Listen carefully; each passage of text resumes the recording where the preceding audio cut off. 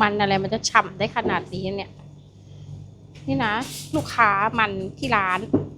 มันเป็นมันสวีทโปเตโต้นะคะ แล้วก็ให้แม่บ้านอ่ะอบมากับหม้ออบฉ่ำได้ขนาดนี้เลยนะฉ่ำทุกหัวปอกเปลือกง่ายมากนี่ค่ะ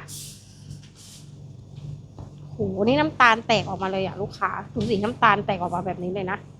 ใครอยากจะได้มันฉ่ำๆเป็นมันสวีทโปเตโต้เป็นมันโกลเด้นสวีทโปเตโต้เป็นสายพันธุ์เบนิฮารุกะที่แบบฉ่ำแบบฉ่ำเหมือนกินที่ญี่ปุ่นเนี่ยให้มาเอาไปนะคะฉ่ำทุกหัวตู้นี้เหลืออีกแค่100 กว่าถุงนะลูกค้า